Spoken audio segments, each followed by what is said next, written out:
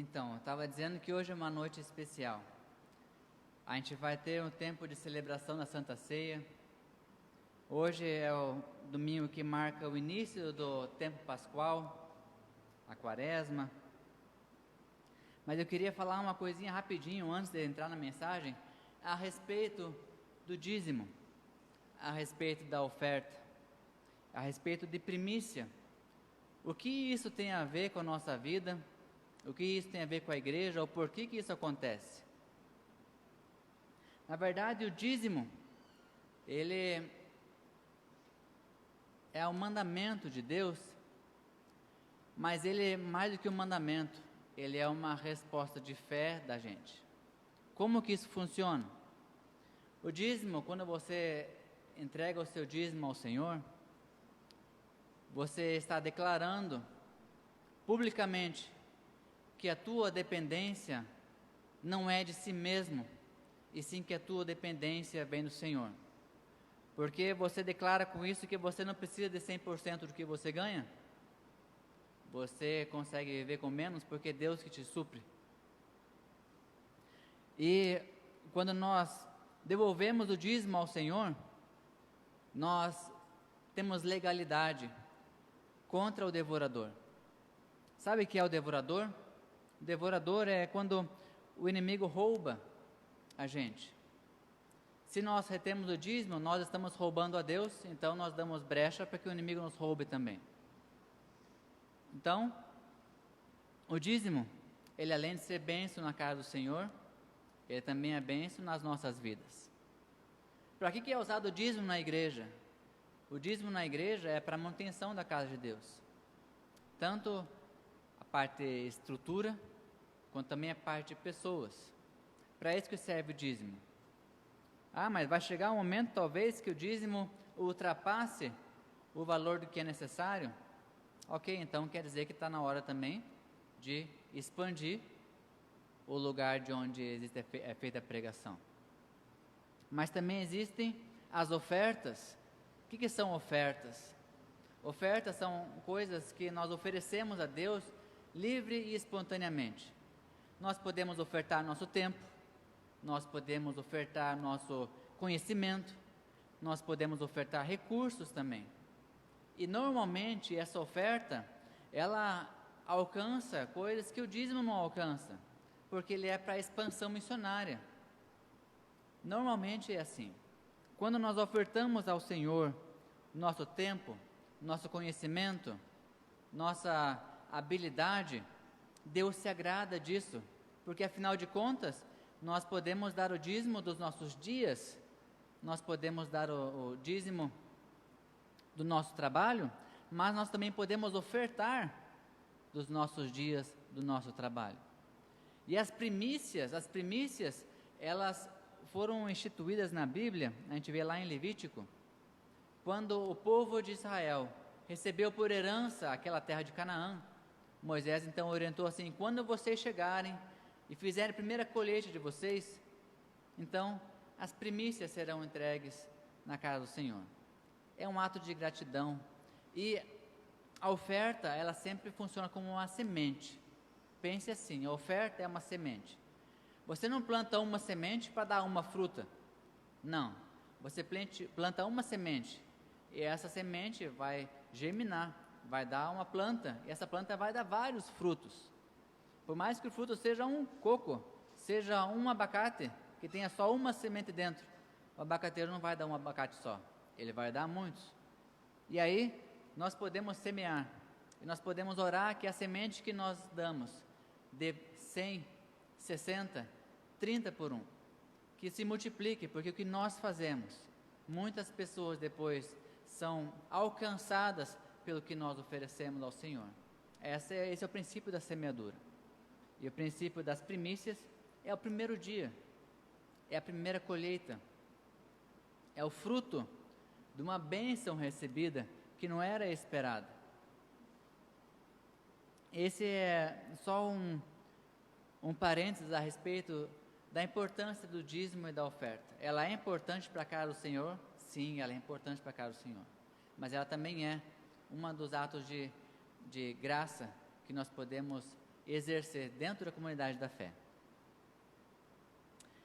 Eu queria então começar compartilhando a respeito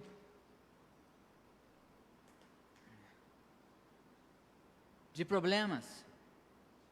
Claro, são coisas que nós não temos, né? Problemas nós não temos.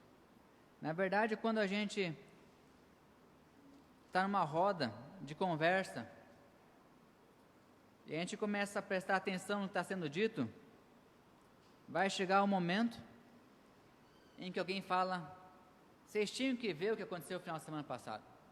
Eu estava andando lá e de repente furou o pneu do meu carro. E aí tem outro na rodinha que fala: isso não é nada. Fui fazer uma curva, caiu a roda. Daí o terceiro lá: não, gente, ó, isso aí que vocês tiveram é livramento. É livramento. Mas nem se compara aquele rodopio e capotagem que eu dei quando estava voltando de viagem. Vocês percebem que existe contar vantagens em cima de problemas? Aí acontece o mesmo tipo de coisa com bênçãos. Gente, eu quero compartilhar uma bênção. Fui promovido e agora estou muito melhor na empresa. Daí outro fala: nossa, isso é muito legal. Tinha que ver também, eu consigo colocar um som novo no carro. Agora sim, né? Agora eu faço todo lugar que eu passo. De novo, contar vantagens. O que uma coisa tem a ver com a outra? Nós somos assediados por esse tipo de coisa o tempo todo. Isso chama-se tentação. É um dos tipos de tentação. E é um dos tipos de tentação também das quais Jesus foi alvo. Como que foi isso?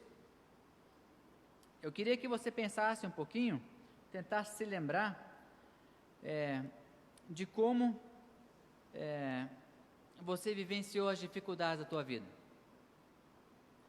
Que tipo de dificuldade? Talvez uma provação, talvez vocês lembrem que eu já falei a respeito de provação e tentação, que existe uma diferença. A provação é quando Deus te coloca em situações em que o teu caráter vai ser trabalhado e a intenção de Deus com isso é que você seja aprovado e não reprovado. A tentação não tem nada a ver com Deus. A tentação vem com o diabo. A palavra diz que Deus não tenta a ninguém. A tentação não tem nada a ver com fazer a gente crescer, e sim com derrubar a gente. E a tentação é algo que é comum a todos nós. É algo que é comum a todo ser humano. E todos nós somos tentados nas áreas em que nós somos mais fracos e não nas áreas que nós somos mais fortes. Acredite se quiser. O diabo, que é o tentador, ele joga sujo. Ele nunca vai se equiparar a você. Ele sempre vai querer lutar contra o teu lado mais fraco. Essa é a tentação. E aí, eu queria que você tivesse então em mente que existe a provação, existe a tentação e existe um terceiro tipo de problema que nós enfrentamos, que são as consequências das nossas atitudes erradas, que não tem nada a ver com Deus e não tem nada a ver com o diabo. Percebe? A consequência das atitudes que nós tomamos, talvez nós tomamos uma atitude porque fomos tentados naquela área, mas a consequência não vem por causa da tentação, a consequência vem porque nós caímos na tentação. Agora, nenhuma consequência de uma aprovação é negativa, porque Deus quer que todas as coisas corram para o bem. Mesmo assim, a palavra de Deus é fiel, ela não muda, ela não erra. E Deus permite que mesmo as consequências das nossas decisões erradas cooperem para o nosso crescimento espiritual. Eu queria que você abrisse sua Bíblia no livro de Lucas, capítulo 4.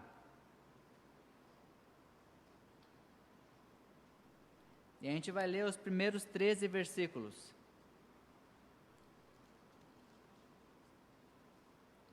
A tentação de Jesus, Lucas, capítulo 4, os primeiros 13 versículos.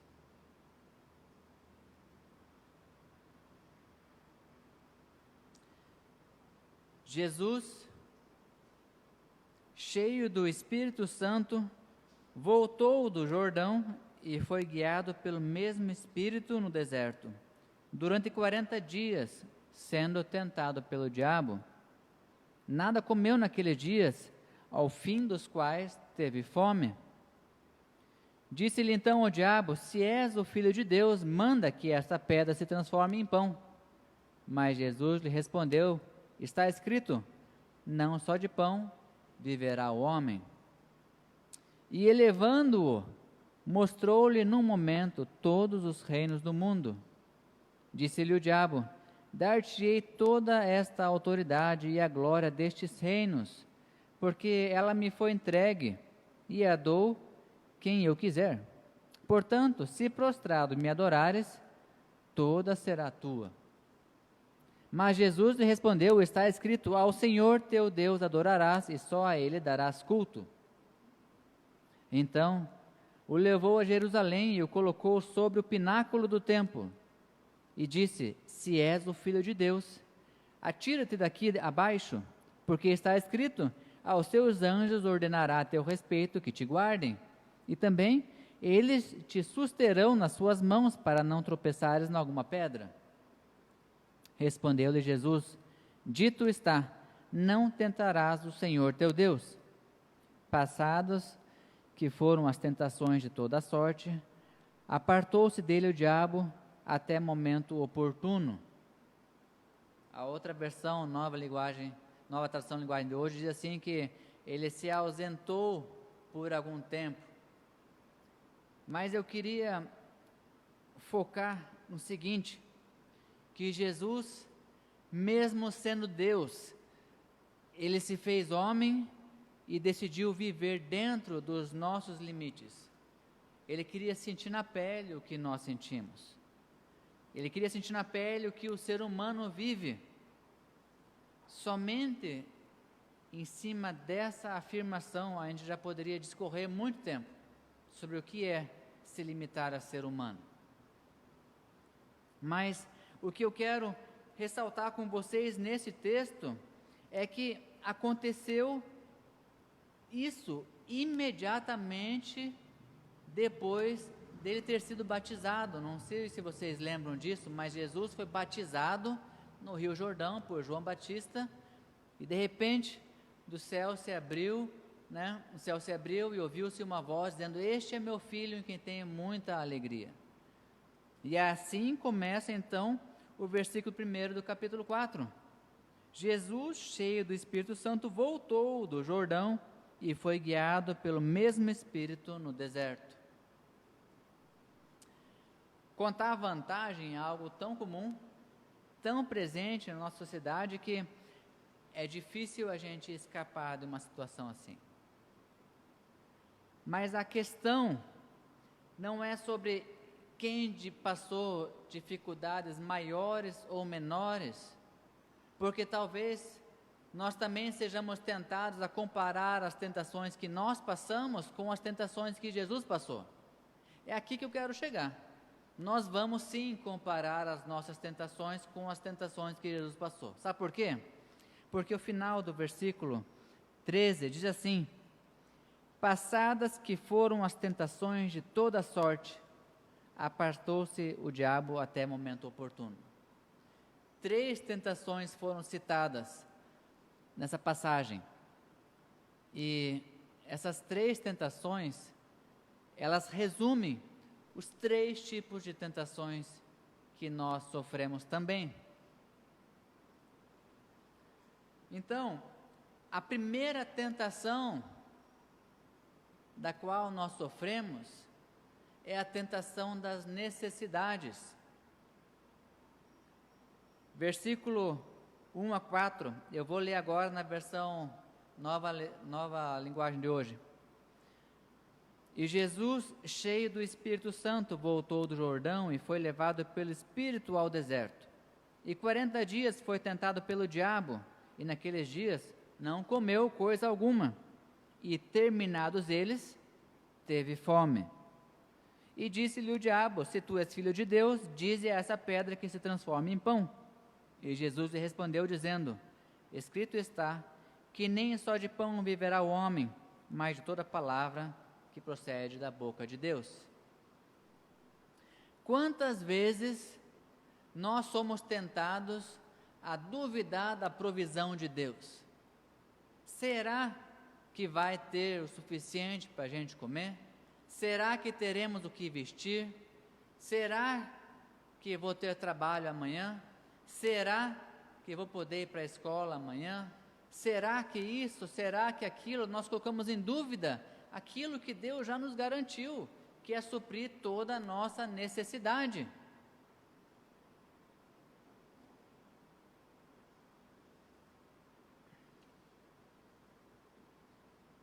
Quantas vezes nós nos colocamos em maus lençóis, entre aspas, porque nós duvidamos da palavra de Deus? Nós temos a Bíblia e o Novo Testamento inteiro, algo que Jesus não tinha. Jesus tinha sim o Antigo Testamento, e ele foi ensinado no Antigo Testamento, porque ele se limitou aos nossos limites, ele precisou ser ensinado. Mas ele, mesmo sendo Deus, ele abriu mão da glória de ser Deus, para viver em pele e osso como nós vivemos, e passar pelos estágios pelos quais nós também passamos. E aí, a gente poderia recorrer à Bíblia e chegar na conclusão de que buscai, pois, em primeiro lugar o reino de Deus e a sua justiça, e todas as coisas vos seriam acrescentadas. Quais coisas essas? Essa passagem está logo depois de Jesus falando aos discípulos que vocês se preocupam com o que comer ou com o que vestir, mas veja só os passarinhos, não plantam, não semeiam, e assim, mesmo assim, não passam fome. Veja os lírios do campo, que não tecem, não trabalham, e ainda assim são adornados melhor do que Salomão, com toda a sua grandeza. Então, vocês são mais importantes do que a relva do campo e os passarinhos. Então, buscai, pois, em primeiro lugar o reino de Deus e a sua justiça, e todas essas coisas que vocês estão se preocupando vão ser acrescentadas a vocês. Nós temos isso. Jesus não tinha isso, mas Jesus tinha. Está escrito: nem só de pão viverá o homem, mas de toda palavra que procede da boca de Deus. Sabe, quando nós esquecemos das coisas que Jesus falou para a gente, quando nós esquecemos das coisas que Deus já prometeu para nós, nós somos presa fácil diante das nossas necessidades. Eu estou ansioso, infelizmente, a ansiedade é uma das coisas com as quais eu tenho que lutar. Mas na Bíblia diz: não andeis ansiosos por coisa alguma. Antes, pois, cheguei com confiança diante do trono da graça. E Jesus, em toda a sua glória, lhes dará tudo que vocês necessitam. Precisa andar ansioso? Não andeis preocupados por coisa alguma. Antes, sede conhecidas diante de Deus todas as vossas súplicas, todos os vossos pedidos. Nós temos isso. E a gente lembra? A gente lembra de, no momento da ansiedade, colocar essa ansiedade diante de Deus? Nós lembramos, diante da preocupação, de colocar diante de Deus nossa preocupação?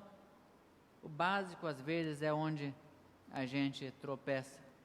Essa foi a tentação, a primeira tentação que Jesus sofreu. Por quê? Porque ele sentiu fome. Ele sentiu fome. Foi tentado no quê? No estômago. O diabo falou: então faz que essa pedra vire pão. Você não é o filho de Deus? Nem só de pão. Jesus podia dar outras respostas quaisquer, mas ele foi no cerne. A minha necessidade não está no que o diabo vai prover, e sim no que Deus está provendo. O segundo tipo de tentação, da qual Jesus foi o alvo, e nós também somos, é com relação ao poder e ao orgulho.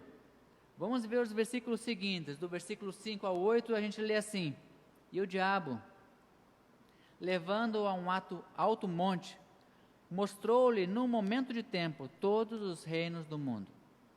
E disse-lhe o diabo: Dar-te-ei a ti todo este poder e a sua glória, porque a mim me foi entregue, e dou a quem eu quero. Portanto, se tu me adorares, tudo será teu.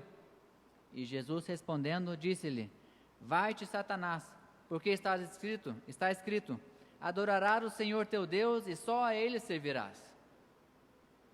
Então, Jesus sabia de onde ele veio. Jesus sabia quem ele era. Ele, no princípio, era o Verbo, e o Verbo se fez homem e habitou entre nós. João diz isso. Ele sabia quem era. Ele estava ali na criação do mundo, do universo, junto com Deus Pai e o Espírito Santo. Ele estava ali. Então, Jesus não precisava de todo o poder na terra, porque o poder ele já tinha, mas ele abriu mão por causa de nós. Percebe então que esse tipo de tentação do poder, do privilégio, das regalias, nós também somos tentados muitas vezes. Mas de que maneira? Vamos imaginar que a gente está num emprego muito bom, mal entramos lá, já estamos galgando o cargo de gerente, já queremos crescer. Não, porque eu vou crescer nessa empresa, eu vou ser chefe de setor, eu vou ser gerente, quem sabe eu vire dono um dia dessa empresa. E aí algumas coisas podem ser oferecidas a gente nesse momento, para que a gente alcance esse objetivo mais rápido. Vocês estão me entendendo? Então, é uma tentação da qual nós também somos assediados, e a tentação da qual Jesus escapou. Como que ele escapou? De novo pela palavra, porque ele sabia o que estava acontecendo. Adorarás o Senhor teu Deus, e só a Ele servirás.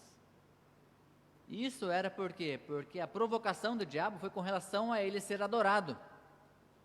Jesus não ia adorar ao diabo. E a terceira tentação, da qual Jesus sofreu e nós sofremos, é a tentação da fé. Como que é isso? Olha só, o que é a fé? A fé, eu acho que é o ingrediente principal que move você e eu a estarmos aqui hoje. Essa é a fé. Mas o versículo 9 em diante diz assim: levou-o também a Jerusalém e pô-lo sobre o pináculo do templo, e disse-lhe: se tu és o Filho de Deus, lança-te daqui abaixo, porque está escrito: mandarás os seus anjos acerca de ti, que te guardem e que te sustenham, para que nunca tropeces com o teu pé em alguma pedra. E Jesus, respondendo, disse-lhe: dito está, não tentarás o Senhor teu Deus. E acabando o diabo toda a tentação, ausentou-se dele por algum tempo. Então, olha só, aqui na verdade a tentação está em cima da fé. Agora talvez vocês concordem comigo que a nossa fé, ela se torna mais forte quanto mais profunda é a fundação da nossa fé. Faz sentido? O Sidney mexe com construção, né? Então, se a fundação for muito fraca, uma construção grande não vai aguentar. Não vai aguentar muito tempo. Vai começar a trincar, rachar, até vir abaixo. Agora, se uma construção for pequena, mas mesmo assim tiver uma fundação muito forte, aquela construçãozinha não vai acontecer nada com ela. E, inclusive, você pode fazer uma fundação para um sobrado e só construir um cada térreo.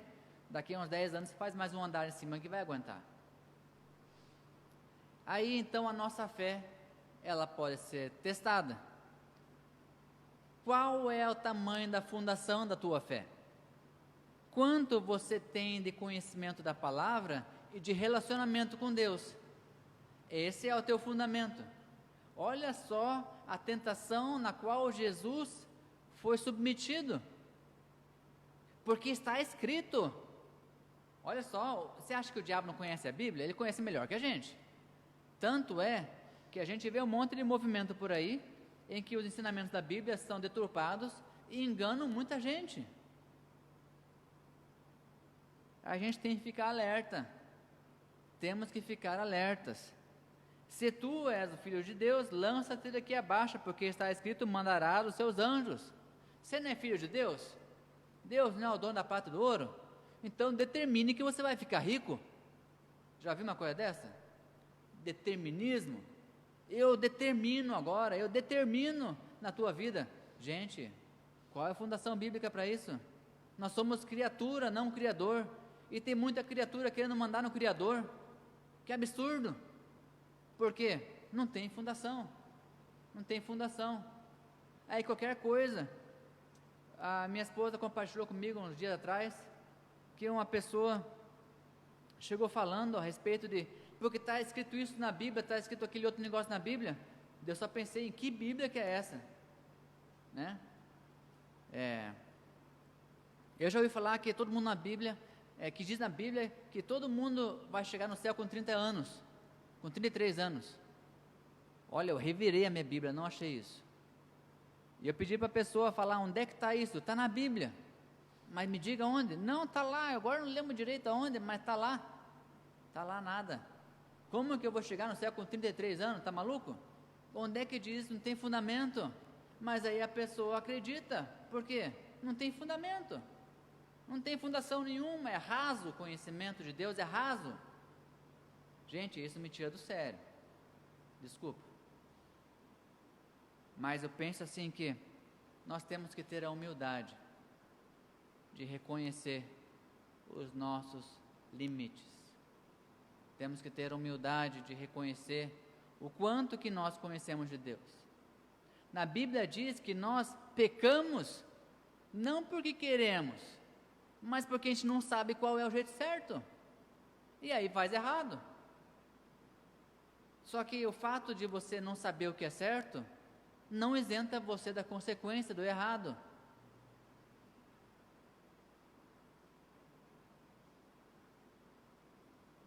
As 3 maneiras que Jesus foi tentado são as mesmas 3 maneiras pelas quais nós somos tentados. E nesses níveis, primeiro, na nossa necessidade.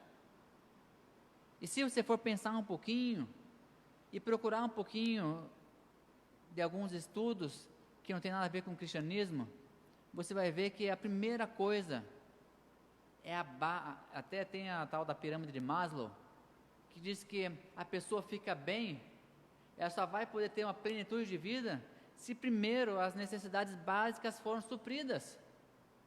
Se tiver o que comer, vestir e morar, aí sim ela vai pensar em estudar, aí vai pensar em crescer, mas ela não vai pensar em aposentadoria, em curtir a vida, em desfrutar da vida, enquanto ela não tiver nem o básico e nem o suficiente para poder plantar uma aposentadoria no futuro. Existe uma escala, só que nós somos tentados da mesma maneira. Primeiro, nossa necessidade, aquilo com a qual fisicamente a gente não consegue viver sem, é o primeiro lugar onde o diabo ataca. Depois, nós somos tentados no nosso egoísmo, no nosso orgulho, nas nossas vontades superficiais, até fúteis às vezes. E depois, quando nenhuma coisa, nem outra coisa acontece, ou quando as outras duas já acabaram, aí a gente é tentado na nossa fé, no nosso fundamento. o diabo ele sempre vai agir da mesma maneira. A Bíblia acabou de falar isso. Os 3 tipos de tentação das quais Jesus sofreu, nós sofremos também. Então, o detalhe, que no versículo 13, passadas que foram as tentações de toda sorte, apartou-se dele o diabo até o momento oportuno. Jesus venceu as 3 tentações, os 3 tipos de tentação. O que acontece quando nós vencemos a tentação? O diabo se afasta até momento oportuno. Quando ele vê a oportunidade, ele vai chegar ali de volta. Porque não é porque você e eu vencemos uma vez a tentação que nós estamos livres de tentação, não é assim que funciona. É sempre de novo. E ainda mais quando você acaba de celebrar a vitória, que você vai querer descansar um pouquinho, é aí que vem o ataque de novo. Lembrando que o diabo não é cordial, ele não é educado, ele é sujo, desonesto, enganador, e vai pegar a gente sempre no pior momento. Ele nunca vai pegar você quando você estiver cheio do Espírito Santo. Ele nunca vai tentar você quando você estiver buscando ao Senhor, se alimentando. Ele não vai tentar você nisso aí. Sabe por quê? Porque você está forte, você vai escapar da tentação. Agora, quando você começar a achar que você está bem na fita com Deus, aí sim é porque você já não está mais bem na fita com Deus. É o melhor momento para o diabo tentar você e dizer: olha, nem precisa ler a Bíblia hoje, você já leu a semana toda mesmo, você está bem, não precisa orar hoje, olha, não precisa participar daquela corrente de oração, tem tanta gente orando, o que é uma pessoa mais e uma pessoa menos? Diferença nenhuma. Nós somos tentados nas nossas fraquezas, não nas nossas forças. O desafio que nós somos, ao qual nós somos apresentados agora, é o que nós vamos fazer com isso. A Bíblia diz: resistir ao diabo e fugir da tentação. Não é o contrário. Não é fugir do diabo e resistir à tentação. A tentação é nossa, é do nosso desejo, é a nossa carne que é fraca. Se nós resistirmos, nós vamos cair. Não dá para flertar com o pecado, não dá para flertar com a tentação. Agora, se nós fugirmos da tentação, se nós colocarmos obstáculos para aquelas tentações, para que sinais, olha só, estou quase sendo tentado nessa área, eu vou pular fora daqui, vou fazer outra coisa, ocupar minha mente com outra coisa, eu vou ajudar uma coisa aqui, vou fazer outra coisa, eu saio de perto, eu estou fugindo do foco da tentação. Agora, resistir ao diabo é o que Jesus estava falando aqui. Ele estava frente a frente com o diabo. Na Bíblia diz, assim, assim, assado. Se alguém te propõe uma coisa desonesta, você vai dizer: não, eu não creio assim. Eu não preciso fazer isso para virar gerente. Se um dia eu for gerente, que Deus seja louvado. Se não for agora, tudo bem, eu vou fazer meu trabalho bem do mesmo jeito. Mas eu não vou ceder à corrupção, ou seja lá o que for. Eu queria desafiar você a se posicionar diante de Deus nesse sentido. Qual tipo de tentação você mais tem caído? Sabia que se você disser que não está sendo tentado, aí você está numa situação melhor que a de Jesus. Todos nós somos tentados todo o tempo. Não é pecado isso. Essa é a nossa luta. Agora, nós podemos vencer a tentação fugindo dela. Nessa hora é que sebo nas canelas é bom. Tem que fugir da tentação. Para a gente finalizar,